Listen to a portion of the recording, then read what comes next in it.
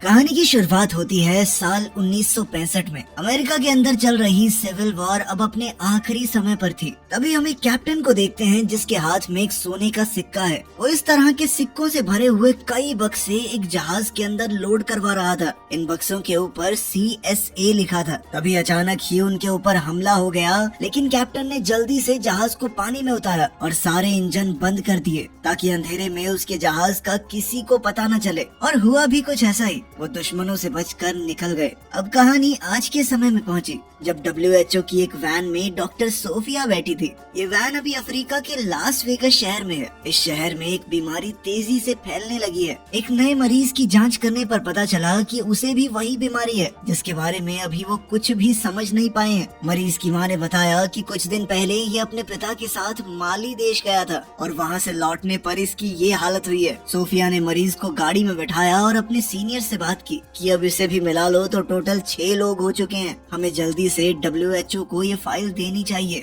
लेकिन सीनियर का मानना था कि इतने कम केसेस में कोई उनकी मदद नहीं करेगा। सोफिया माली देश जाकर ये पता लगाना चाहती थी कि वहाँ ऐसा क्या है कि लोग बीमार पड़ रहे हैं। माली देश में इस वक्त अंदरूनी जंग चल रही थी और सीनियर ने कहा कि कोई भी तुम्हें ऐसे खतरनाक हालातों में उस देश में जाने की परमिशन नहीं देगा। इसी दौरान एक नकाबपोश आदमी उनके ऊपर नजर रखे हुए था। शायद उसे इन डॉक्टरों का यहाँ आना पसंद नहीं है। तभी सोफिया को ध्यान आया कि मरीज के पिता का भी सैंपल ले लेना चाहिए। इसके बाद सोफिया लाइट हाउस की तरफ निकल गई जहाँ वो काम कर रहा था। वहाँ पहुंचकर सोफिया ने देखा कि उसकी भी बिल्कुल वैसी ही हालत है जैसी उसके बेटे की थी, बल्कि वो तो जान गंवा चुका है इस बीमारी से। सोफिया ने चुपचाप उसका सैंपल लिया और बाहर आ गई। इसी बीच पास के समुद्र में एक आदमी बोटिंग कर रहा था और नकाबपोश आदमी जो दूर से डॉक्टर्स को देख रहा था, उसने अचानक सोफिया पर हमला कर दिया। लेकिन इस बोटिंग कर रहे आदमी ने तभी वहाँ आकर सोफिया को बचा लिया। लेकिन इसी हाथापाई में वो नकाबपोश आदमी सोफिया का बैग लेकर वहाँ से भाग गया।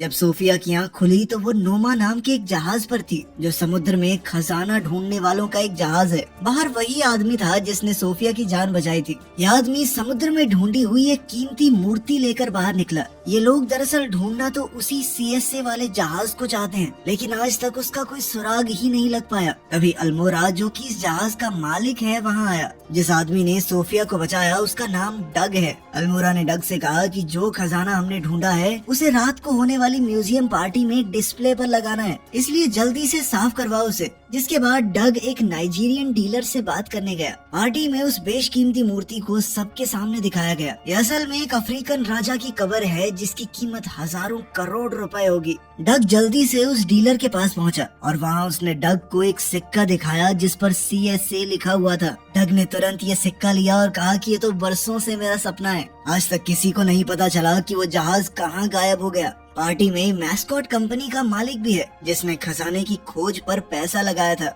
इस आदमी की माली देश में काफी अच्छी जान पहचान है, इसलिए सोफिया ने उससे मदद मांगी वहां पहुंचने के लिए। कंपनी के मालिक ने कहा कि वहां जाने में बहुत खतरा है, लेकिन अगर वो फिर भी जाना चाहती है तो वो रास्ता निकालने की कोशिश करेगा। कुछ देर में डग भी वहां आ गया और उसने CSA का वो सिक्का जेम्स को दिखाया। उसने ये भी बताया कि ये सिक्का माली में रहने वाले एक आदमी को मिला है और डग का मानना है कि उस जहाज का मलबा भी माली में ही कहीं मौजूद होगा। जेम्स ये सुनकर काफी खुश हो गया और उसने डग और अल्मोरा को 3 दिन के लिए माली जाने की इजाजत दे दी। वहाँ जाकर वो इस जहाज को ढूंढने की पूरी कोशिश करेंगे और अगर जरा सा भी कुछ सुराग मिला तो फिर पूरा ऑपरेशन स्टार्ट हो जाएगा जहाज को ढूंढने का।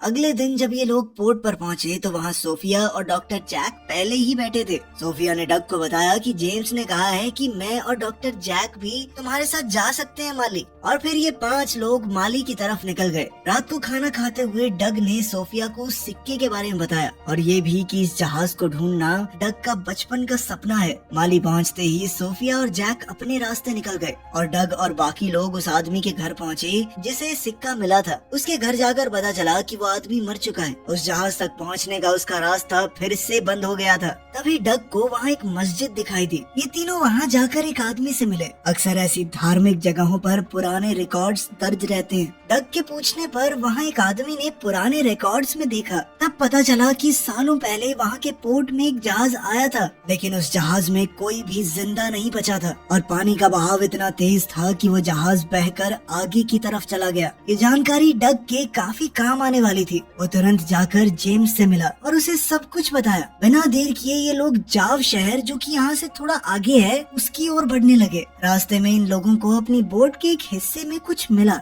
थोड़ी जांच करने पर पता चला कि एक खास तरह की मिट्टी है जो कि जंग भी हो सकता है, लेकिन डग ने कहा कि बहते पानी में इस तरह की मिट्टी का मिलना आम बात नहीं है। ये एक सोचने वाली चीज थी। तभी अचानक एक मिलिट्री बोट उनकी तरफ आने लगी। ये ऑफिसर बार बार एक ही बात पूछ रहे थे कि वो डॉक्टर अभी कहाँ हैं जो तुम्हारे साथ यहाँ पर आए हैं। यहाँ के राजा को पता चल चुका था कि उसके देश में 2 फिरंगी डॉक्टर आए हैं ताकि वो उस बीमारी की तह तक जा सके जो वहाँ आसपास फैली हुई है। राजा ने ऑर्डर्स दिए थे कि उन्हें जल्द से जल्द रोका जाए, वरना बहुत बड़ी परेशानी हो सकती है। डग समझ गया कि कुछ तो गड़बड़ जरूर है, वरना इन्हें डॉक्टर्स से क्या दिक्कत। डग ने जवाब दिया कि सर, हमको ज्यादा इंग्लिश नहीं आती है, तो बोट साइड में लगा के बात करते हैं। डग ने उनकी ओर एक रस्सी फेंकी जो उन्होंने अपनी बोट पर बांध ली, जिसके बाद डग ने अपने दोस्तों को इशारा किया कि फुल स्पीड में दौड़ाओ, और एक ही झटके में ऑफिसर्स की बोट पलट गई। डग ने जल्दी से वो रस्सी भी काट दी और फिर वो लोग वहाँ से भाग गए। लेकिन मुश्किल अभी खत्म नहीं हुई थी। कुछ ही दूरी पर 2 और बोट्स उनका इंतजार कर रही थी और वो उन्हें देखते ही गोलियां चलाने लगे। डग समझ गया कि अब तो हमें बोट से कूदना होगा, वरना जान बचने वाली है नहीं। कूदने से पहले उन्होंने फ्यूल टैंक में चीरा लगा दिया ताकि जबरदस्त धमाका हो। जब दूसरी बोट उनके करीब आई तो तीनों पानी में कूद गए। ऑफिसर्स ने बोट पर गोलियां चलाई और लीकेज की वजह से एक जबरदस्त धमाका हुआ, जिसमें सारे के सारे पुलिस वाले मारे गए। जल्द ही ये तीनों नदी से निकलकर किनारे पर बने एक घर में पहुंचे। रूडी ने डग से पूछा कि अब तो हमारे पास बोट भी नहीं है, तो जहाज को ढूंढने का काम बंद कर देंगे क्या?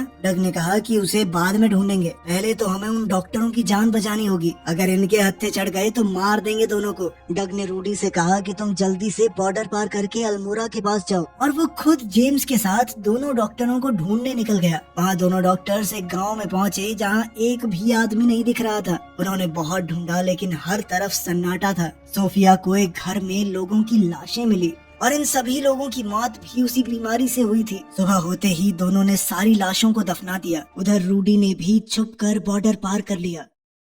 सोफिया को गांव में एक कुआं मिला और उसने सोचा कि शायद इसके अंदर कुछ मिले, तो उसने अंदर जाने की तैयारी शुरू की। नीचे पहुंचकर जब वो पानी का सैंपल लेने लगी, तभी जैक ने बताया कि ऊपर कुछ मिलिट्री वाले आए हैं, और फिर गोलियां चलने की आवाज आई और जैक को छोड़कर उन्होंने बाकी सबको मार दिया। कुएं के अंदर सोफिया डरी हुई छुपी रही। तभी वहाँ एक हेलीकॉप्टर लैंड हुआ जिसमें माली देश का राजा काजिम वहाँ आया। काजिम ने जैक से पूछा कि लेडी डॉक्टर कहाँ पर है। चॉपर की आवाज सुनकर डग और जेम्स को भी पता चल गया कि डॉक्टर आसपास ही होंगे, लेकिन काजिम बहुत गुस्से में था। उसने जैक को गोली मार दी और अपने आदमियों को ऑर्डर दिया कि सोफिया को जल्द से जल्द ढूंढा जाए। डग और जेम्स पास ही में छुपकर ये सब कुछ देख रहे थे। काजिम के आदमी आसपास सबको मारने लगे। एक बार तो डग की जान भी खतरे में आ गई, लेकिन पीछे से सोफिया ने आकर काजिम के आदमी को मार दिया। अपने सीनियर डॉक्टर जैक की मौत से सोफिया को बहुत गहरा सदमा पहुंचा, लेकिन डग ने कहा कि जल्द से जल्द यहाँ से निकलना होगा क्योंकि ये जगह बिल्कुल भी सुरक्षित नहीं है। अब वो तीनों काजिम के मिलिट्री एरिया से निकलकर एक दूसरी जगह पहुंच गए, लेकिन ये लोग जहाँ पहुँचे हैं ये और भी ज्यादा खतरनाक है। तभी वहाँ कुछ घुड़सवार आए और इन तीनों को बंदी बना लिया और अपने राजा गॉडिगो के पास ले गए। गॉडिगो ने उनसे पूछा कि यहाँ तुम क्या करने आए हो? सोफिया ने बताया कि मैं एक डॉक्टर हूँ और एक बीमारी फैली हुई है आपके इलाके में, उसकी खोज कर रही हूँ। बीमारी का नाम सुनकर उसे एक कमरे में ले जाया गया जहाँ न जाने कितने लोग उसी बीमारी से मर चुके हैं। सोफिया ने जांच करके कंफर्म किया कि हाँ, इन सब की मौत भी उसी बीमारी से हुई है। उसी का पता लगाने आई हूँ मैं यहाँ पे। थोड़ा सोचने के बाद गॉडिगो ने उन सबको अपने शहर में रहने की इजाजत दे दी। इसके बाद सोफिया ने वहाँ के पानी की जांच की तो पता चला कि उस जगह का पानी जहरीला हो चुका है और ये नेचुरल तरीके से नहीं हो सकता। इस पानी में जरूर जानबूझकर कुछ मिलाया गया है। यही बात उन्होंने राजा को बताई और कहा कि पानी में ये जहर कहाँ से आ रहा है, इस बात का पता लगाना ही होगा। राजा ने भी हामी भरते हुए कहा कि जल्द से जल्द पता लगाओ, तुम्हारी जितनी मदद मुझसे हो पाएगी मैं करूँगा। इसके बाद जेम्स वहाँ के बच्चों के साथ फुटबॉल खेल रहा था। जब बॉल थोड़ा आगे चली गई तो वो उसका पीछा करते हुए एक अनोखी जगह पर पहुंचा। इस जगह पर तो अलग सी पेंटिंग्स बनी हुई थी और ताज्जुब की बात यह है कि इन पेंटिंग्स में उस जहाज का जिक्र है जिसे वो ढूंढते हुए यहाँ पर आए हैं। पता चला कि वो यहीं पर किसी सूखे रेगिस्तान में दबा हुआ है। सोफिया और डग भी वहाँ इसे देखने पहुँचे। डग ने बताया कि आज से 200 साल पहले इस जगह पर एक नदी थी, लेकिन आज वो नदी सूख चुकी है।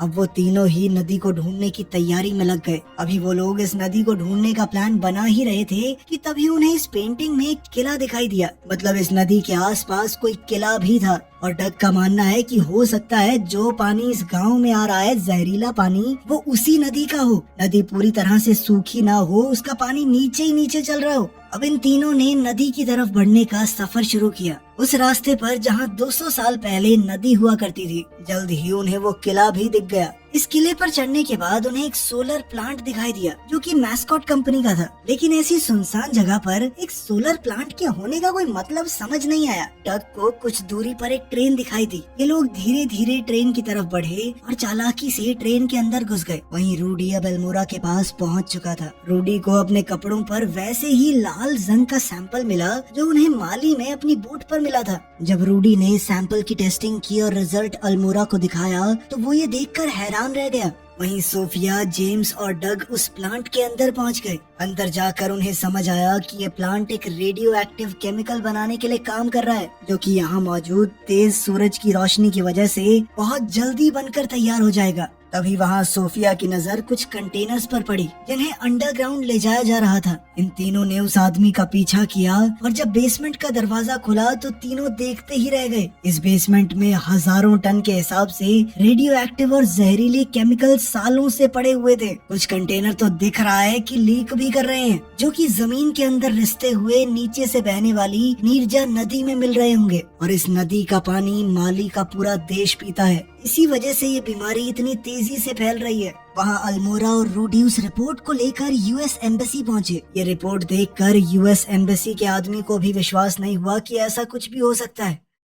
वहीं जेम्स अपने दोस्तों के साथ प्लांट से भाग ही रहा था कि तभी मैस्कॉट के लोगों ने उन्हें पकड़ लिया। मैस्कॉट ने सोफिया से पूछा कि तुम लोग यहाँ क्या कर रहे हो और इस जगह का तुम्हें पता कैसे चला। सोफिया ने मैस्कॉट से कहा कि तुम इस प्लांट में जो भी कर रहे हो उससे लोगों की जान जा रही है। जिस पर मिस्टर मैस्कॉट ने कहा कि वो ऐसा कुछ नहीं कर रहा, बल्कि हम तो जहरीले केमिकल्स को आग में जला रहे हैं, खत्म कर रहे हैं। सोफिया ने उसे बताया कि जो केमिकल तुमने बेसमेंट में स्टोर किए हैं वो नदी में मिल रहे हैं जाकर, जिसे लोग पीकर बीमार पड़ रहे हैं। ये सुनकर तो मिस्टर मैस्कॉट भी डर गया कि कहीं ये सच तो नहीं। अब वो लोग डग और जेम्स को बांधकर कहीं ले जाने लगे। डग ने दिमाग चलाया और सोने के सिक्के की मदद से ट्रक के पीछे का दरवाजा खोल दिया, जिससे वो लोग ट्रक से अलग हो गए। मिस्टर मैस्कॉट जल्द से जल्द काजिम से मिला और जो बात भी सोफिया ने उसे बताई थी मैस्कॉट ने काजिम को बताई। काजिम ने कहा कि अगर उसे चिंता है तो प्लांट को बेशक बंद कर दे, लेकिन उसके पैसे उसे हर महीने मिलने चाहिए। उसे फर्क नहीं पड़ता लोगों के मरने से। डग और जेम्स अब इस रेगिस्तान में भटक रहे थे।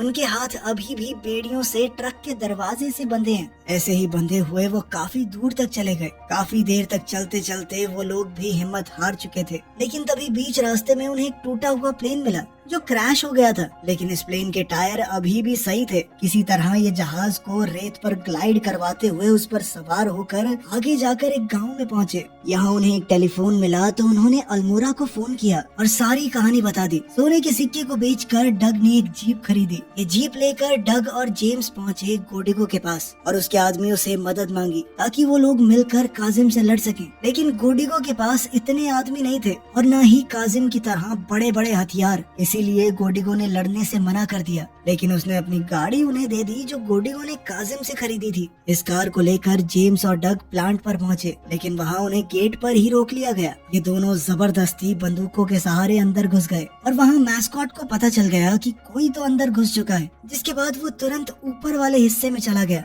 डग और जेम्स जैसे ही अंदर गए उन्हें देखकर हैरानी हुई कि पूरा प्लांट खाली हो चुका था। तो जेम्स ने कहा कि शायद मैस्कॉट को यकीन हो गया है कि उसकी वजह से लोग मर रहे हैं और ये बात अमेरिका तक पहुंच गई होगी, इसीलिए ये इस प्लांट का नामो निशान खत्म करना चाहते हैं। जेम्स जल्दी से नीचे जाकर वो विस्फोटक ढूंढने गया जिसकी मदद से ये लोग इस प्लांट को उड़ाने की कोशिश कर रहे होंगे। तभी वहाँ एक हेलीकॉप्टर लैंड हुआ। मैस्कॉट जबरदस्ती सोफिया को लेकर उसमें बैठ गया। वो निकल ही रहे थे कि तभी वहाँ डग आ गया। डग ने मैस्कॉट को पकड़ ही लिया था, लेकिन तभी पीछे से मैस्कॉट का एक आदमी आ गया और उसने डग को रोक लिया। उधर सोफिया समय रहते हेलीकॉप्टर से कूद गई।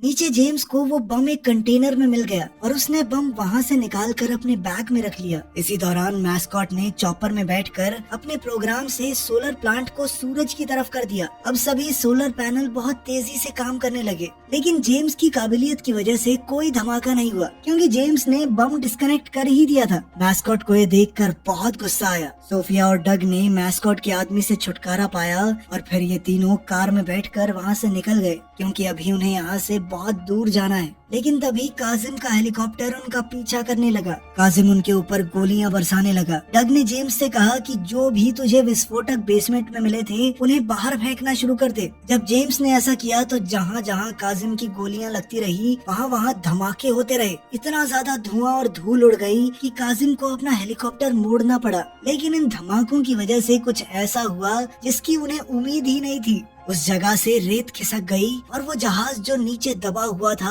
ऊपर आ गया। जहाज को देखते ही तीनों उसके अंदर छुप गए, लेकिन काजिम को पता चल गया और वो एक बार फिर से जहाज पर गोलियां चलाने लगा। काजिम के बहुत से लोग वहां पर आ गए और उन्हें चारों तरफ से घेर लिया। जहाज पर हो रहे हमलों से जहाज के अंदर मौजूद कंटेनर्स खुल गए और उनसे सोने के सिक्के बाहर गिरने लगे। ये देखकर डग को यकीन नहीं हुआ कि ये सिक्के अभी भी सही सलामत हैं। तभी इन लोगों को जहाज के अंदर एक पुरानी तोप मिली जो अभी भी काफी अच्छी हालत में थी। अब वो लोग इस तोप को चलाने की तैयारी में लग गए। जैसे ही काजिम का हेलीकॉप्टर उनके निशाने पर आया, उन्होंने तोप चला दी। हेलीकॉप्टर में जबरदस्त धमाका हुआ जिसमें काजिम मारा गया, जिसके बाद काजिम की पूरी फौज ने सरेंडर भी कर दिया। ये तीनों बाहर आकर पूरी तरह चौंक गए कि इतनी बड़ी फौज ने हमारे आगे सरेंडर क्यों किया। लेकिन तभी उन्होंने पीछे मुड़कर देखा कि गोडिगो के आदमी उन्हें हर तरफ से घेर कर खड़े थे। उधर अमेरिका में एक अंडरकवर एजेंट जो कि ये सारी हरकत जान चुका था, उसने जानबूझकर मैस्कॉट की ड्रिंक में वही जहर मिला दिया जो वो माली के लोगों को पिला रहा था, और जल्द ही उसका भी वही हश्र होगा जो उसने लोगों के साथ किया है। आखिर में हम डग और सोफिया को एक साथ देखते हैं। डग ने वो खजाना गोडिगो और उसके लोगों के लिए ही छोड़ दिया था,